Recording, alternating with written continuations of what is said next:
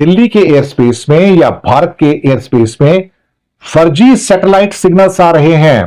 फर्जी satellite signal, उड़ानें भटक रही हैं, डाइवर्ट की जा रही हैं, सैकड़ों फ्लाइट्स में देरी हो रही है। यह आसमान में साइबर अटैक कौन कर रहा है? भारत का सबसे busy airport Delhi airport clearance दे दी है और तभी आप देखते हैं कि आपका स्क्रीन कहता है कि रुक जाइए, आप दिल्ली के ऊपर नहीं हरियाणा के ऊपर हैं। यह कोई मूवी का स्क्रिप्ट नहीं है दोस्तों, यह है जीपीएस स्पूफिंग, जहां पे फेक सैटेलाइट सिग्नल्स नवंबर 2023 से फरवरी 2025 के बीच में 465 जीपीएस स्पूफिंग की घटनाएं रिपोर्ट की गई हैं, जो कि पाकिस्तान बॉर्डर से हो रही हैं। कुछ लोगों के द्वारा जो साइबर फ्रॉडस्टर हो सकते हैं, उनके द्वारा फर्जी सैटेलाइट सिग्नल कैसे दिए गए। अब यह महसूस होना शुरू हो गया है कि कुछ हो सकता है देश ऐसे हैं जो दुश्मन देश है हमारे, वो अब भारत के सो कॉल्ड जो इकोनॉमिक स्ट्रेंथ है उस पर वो अटैक करना चाहते हैं। दरअसल आपने कई बार देखा होगा, जो मैंने खबरें दी है, कि रशिया और यूरोप के बॉर्डर के ऊपर नेविगेशन सिस्टम गड़बड़ा जाते हैं और रशिया उनको जैम करता है। इवन ईयू की चीफ का प्लेन भी इमरजेंसी में उतारना पड़ा था।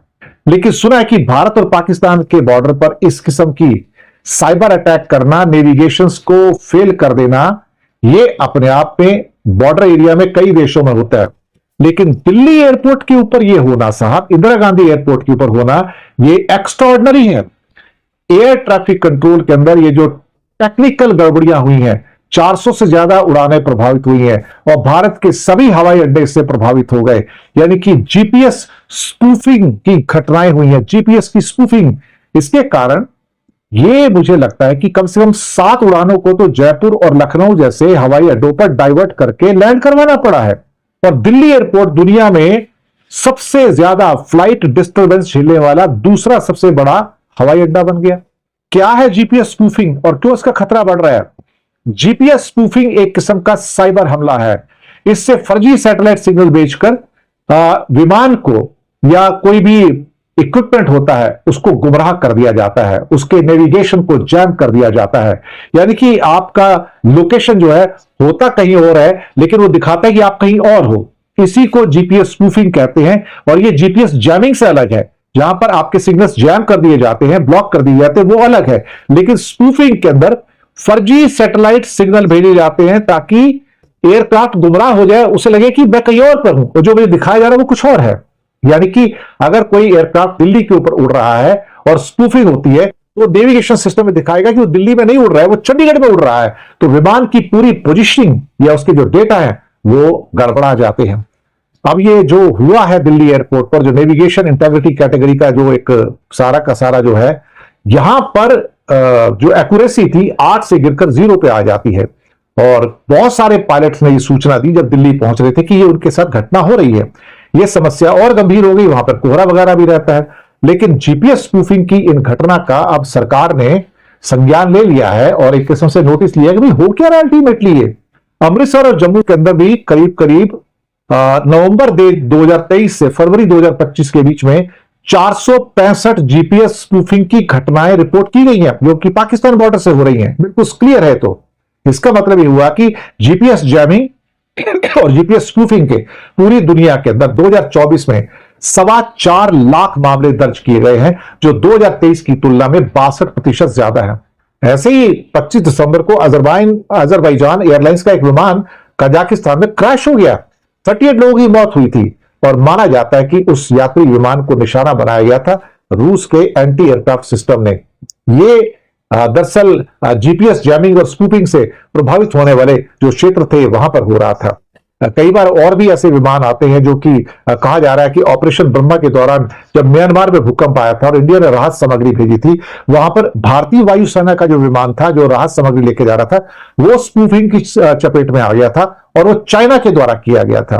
अब ये मुझे लगता है कि जीपीएस जैम पोर्टल के अनुसार भारत पाकिस्तान, भारत म्यांमार के जो बॉर्डर्स हैं उन 5 एरियाज में शामिल है जहां 10% से अधिक विमानों ने अपने नेविगेशन के अंदर गड़बड़ी की शिकायत की है। और भारत पाकिस्तान की सीमा पर भी जो जैमर्स हैं वो काम कर असली सैटेलाइट सिग्नल्स को ओवरराइड कर देते हैं, जिसके चलते हमारे ना सिर्फ एयरक्राफ्ट्स पर हमारे शिप्स, यहां तक कि हमारा फाइनेंशियल मार्केट भी सीधा सीधा प्रभावित हो सकता है। दुनिया भर के एयरपोर्ट्स इस जीपीएस स्पूफिंग के प्रॉब्लम से जूझ रहे थे और अब यह प्रॉब्लम दिल्ली तक आ पहुंचा है। पर इन सब के बीच असली मुद्दा यह है दोस्तों कि हम कब तक America made global positioning system GPS के ऊपर निर्भर करेंगे। क्या वो सेफ है? क्या यही आत्मनिर्भरता है? क्योंकि आप अग्री करेंगे दोस्तों, अब अगला वॉर, अगला क्राइसिस सिर्फ गोलियों के भरोसे नहीं लड़ा जा सकता, उसमें डेटा सिग्नल्स भी काफी इंपॉर्टेंट रोल प्ले करेंगे, जैसा हमने हाल ही में ऑपरेशन सिंदूर में देखा। और इसीलिए गोइंग फॉरवर्ड हर कंट्री को अपना डेटा सिग्नल्स का सॉवरेंटी कॉम्प्रोमाइज ना होने दे, उसके लिए कठिन परिश्रम करना होगा। तो क्या है जीपीएस स्पूफिंग और क्या हुआ दिल्ली एयरपोर्ट में, इसी को समझने और समझाने के लिए स्टडी आईक्यू की तरफ से मैं प्रस्तुत हूं। मेरा नाम है भुवन झा। सबसे पहले नजर डालते हैं खबर की तरफ। न्यूज कह रहा है airline reports severe GPS spoofing over Delhi for 7 days. 7 दिनों तक, इनफैक्ट पिछले 2-3 दिनों में आप देखेंगे, अगर आप दिल्ली एयरपोर्ट की तरफ आए हैं या लैंड किए हैं, आपका फ्लाइट डिले हुआ होगा या डाइवर्ट हुआ होगा जयपुर के साइड। ऐसा क्यों हुआ? क्योंकि आपके जो जीपीएस के सिग्नल्स थे वो डुप्लीकेट कर दिए गए, जिसके चलते पायलट्स हो गए कंफ्यूज। तो क्या होता है जीपीएस स्पूफिंग? सबसे पहला, it is the manipulation of navigational data with fake satellite signals. होता क्या है दोस्तों कि जब हमारा जीपीएस का सिग्नल आ रहा होता है वो हो जाता है वीक, और हमारे जो हैकर्स हैं वो इसी बात का उठाते हैं फायदा, जिसके अंदर वो उस सिग्नल को या तो एम्पलीफाई कर देंगे या ओवरराइड कर देंगे, जिसके चलते हमारा जो रिसीवर है वो कंफ्यूज हो जाएगा कि इसमें सही सिग्नल कौन सा है। यही है जीपीएस स्पूफिंग। ये जीपीएस जैमिंग से अलग है, जहां पे आप डेटा सिग्नल्स को कंप्लीटली कट ऑफ कर देते हैं। आगे बढ़े और देखें overriding genuine signals using hardware या सॉफ्टवेयर। जो आपके एक्चुअल सैटेलाइट सिग्नल्स हैं दे आर कंप्लीटली ओवररिडन। तीसरा, pilot preparing to land at IGI could suddenly find instruments insisting कि वो हरियाणा के ऊपर है। अब आप सोचिए ये कितना डेंजरस है दोस्तों, स्पेशली अगर हम इस इंसिडेंट के बारे में बात करें। दिल्ली एयरपोर्ट जो वर्ल्ड का 9th बिजिएस्ट एयरपोर्ट कहा जाता है, अगर सीटिंग कैपेसिटी के हिसाब से हम देखें तो ये वर्ल्ड का 2nd लार्जेस्ट एयरपोर्ट है। एक घंटे में दिल्ली एयरपोर्ट पे 60 से 70 एयरक्राफ्ट लैंड और टेक ऑफ करते हैं, यानी कि हर एक मिनट पे एक टेक ऑफ या एक लैंडिंग। और ये सारे एयरक्राफ्ट डिपेंड करते हैं जीपीएस के ऊपर। अगर वही कॉम्प्रोमाइज हो गया, उस डेटा पे अगर आप भरोसा नहीं कर सकते हैं, कितनी जाने सीधा सीधा हम खतरे के कटघरे में रख रहे हैं। और इसीलिए यह चिंता का भी विषय है दोस्तों। आगे बढ़े और देखें कि आखिरकार स्पूफिंग होता कैसे है। जैसा मैंने कहा, genuine satellite signals are weak by the time they reach अर्थ।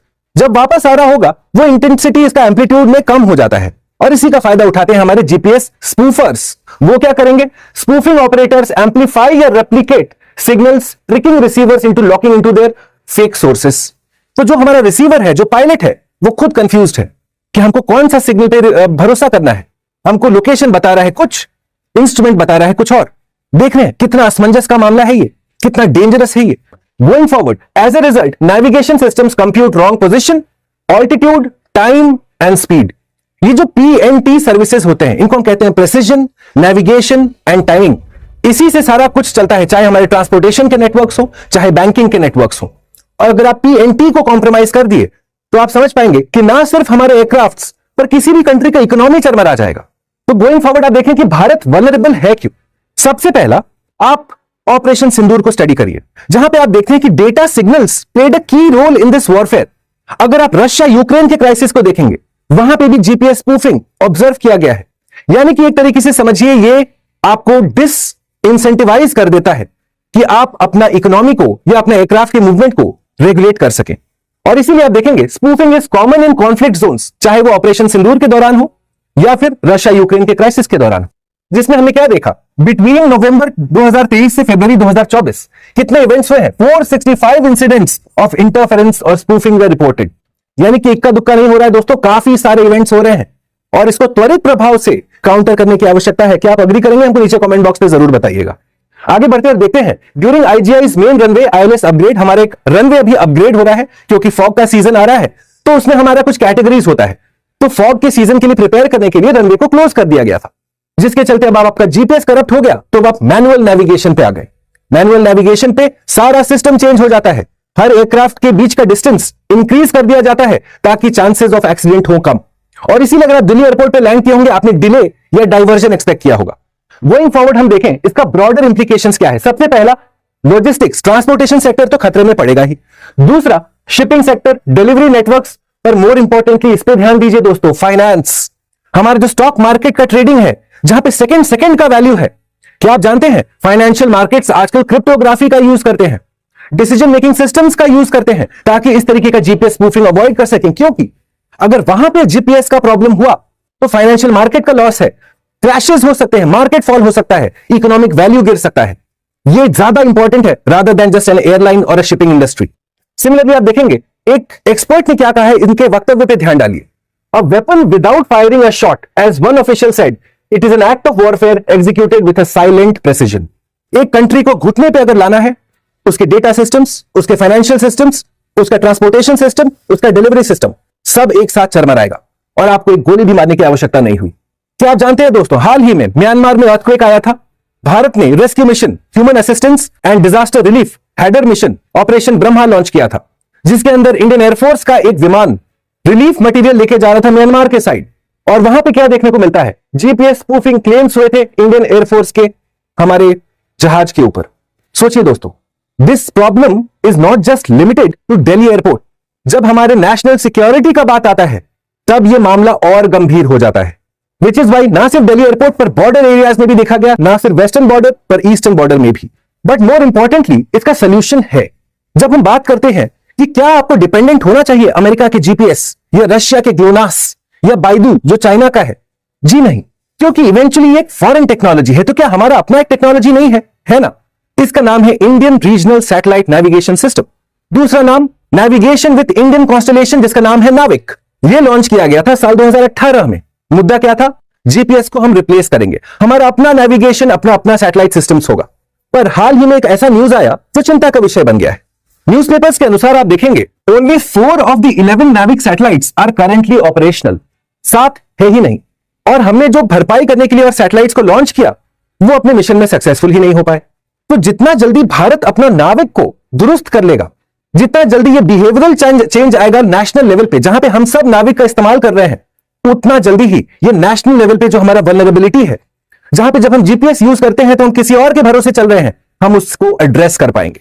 ये अब बहुत ज़्यादा हो रहा है कि हमारे सेना के अधिकारी एक जो रेड लाइन होती है, लक्ष्मण रेखा होती है, उसको बार बार क्रॉस कर रहे हैं और सरकार के समर्थन में, सरकार की नीतियों के समर्थन में या सरकार से जुड़े जो संगठन आदि हैं उनके साथ सुर में सुर मिला रहे हैं, उनकी तारीफ कर रहे हैं, उनके लक्ष्यों को, उनकी नीतियों को सही बता रहे हैं और जो सेना की गरिमा और स्वतंत्रता है उसको कटघरे में खड़ा कर रहे हैं, उसको संदिग्ध बना रहे हैं। ये बहुत खतरनाक बात है भारतीय सेना के लिए। 2014 के बाद से ऐसी दर्जनों सैकड़ों घटनाएं हुई हैं जो बताती हैं कि सेना का राजनीतिक इस्तेमाल सरकार किस किस तरह से कर रही है, लेकिन सेना के अधिकारी किस किस तरह से राजनीतिक इस्तेमाल के लिए प्रस्तुत हो रहे हैं और सहर्ष कर रहे हैं, ये भी अब एक नया सिलसिला बनता जा रहा है। ताज़ा जो सिलसिला जिसके आधार पर मैं आपसे आज ये गुफ्तगू कर रहा हूँ वो है हमारे जो सेना अध्यक्ष हैं उपेंद्र द्विवेदी। उनका रुख पिछले 2-3 महीनों में ख़ास तौर पर बहुत ही बदला हुआ दिख रहा है। वो बिल्कुल उस भाषा में बात कर रहे हैं जो सरकार सत्ता समर्थक भाषा है। वो अपनी हदें भूल रहे हैं। इसी महीने उन्होंने टिप्पणी की थी ट्रंप के ऊपर, खुद ट्रंप को नहीं पता होता कल क्या करेंगे। अब ये एक बहुत ही विवादास्पद बयान है। आप सेना अध्यक्ष हैं, आप विदेश मंत्री नहीं हैं, आप प्रधानमंत्री नहीं हैं। विदेश नीति पर टीका टिप्पणी करने का अधिकार आपका नहीं है। आपको अपने अधिकार क्षेत्र में रहते हुए ही बोलना और करना चाहिए, लेकिन आपने इस सीमा को लांघा और इसकी आलोचना हुई और ये आरोप सरकार पर लगा कि सरकार सेना को विदेश नीति का एक टूल की तरह इस्तेमाल कर रही है, यानी सरकार के टूल के रूप में उपेंद्र द्विवेदी इस्तेमाल हो रहे हैं। ये इसका निष्कर्ष निकला जो कि जियो पॉलिटिकल जो एजेंडा है उससे जुड़ जाता है खुद ब खुद जो उपेंद्र द्विवेदी ने कहा, जो कि होना नहीं चाहिए। पाकिस्तान और चीन के बारे में अगर आप कुछ कह देते हैं तो भी चलता है, क्योंकि वो पड़ोसी हैं, आपके शत्रु देश हैं, वहाँ आपकी ये टिप्पणी चल जाती है। लेकिन आप जब अमेरिका के राष्ट्रपति पर यह टिप्पणी करने लगते हैं तो इसका असर भारत की विदेश नीति पर पड़ता है, भारत के लक्ष्यों और हितों पर पड़ता है। लेकिन आप चूंकि सरकार का समर्थन करना चाहते हैं, आप चापलूसी कर रहे हैं, चाटुकारिता कर रहे हैं प्रधानमंत्री मोदी की, क्योंकि प्रधानमंत्री मोदी की सबसे ज़्यादा फजीहत ट्रंप कर रहे हैं, तो आप एक ढाल बनकर आना चाहते हैं। आप जानते हैं कि आप ढाल नहीं बन सकते हैं, फिर भी ये दिखाने की कोशिश करते हैं। ये बड़ा दुर्भाग्यपूर्ण है। एक तीसरे बयान पर आते हैं। अभी उन्होंने चंद दिनों पहले अक्टूबर के अंतिम सप्ताह में ही कहा था, दिल्ली एयरपोर्ट पर बड़ा साइबर अलर्ट, भारत परेशान। जैसा कि आपने देख ही लिया वीडियो के अंदर, भारतीय सहाफ़ियों के हैरानकुन दावे और भारतीय मीडिया की चीखें निकल गईं। आज के लिए इतने। मज़ीद अगर इस तरह की रिएक्शन वीडियो देखनी है तो हमारे चैनल क्रिकेट 4 को सब्सक्राइब कर लीजिएगा। अगर वीडियो पसंद आई तो वीडियो को लाइक और दोस्तों के साथ शेयर ज़रूर कर लीजिएगा। इंशाल्लाह मिलते हैं किसी और वीडियो में, तब तक के लिए अल्लाह निगहबान।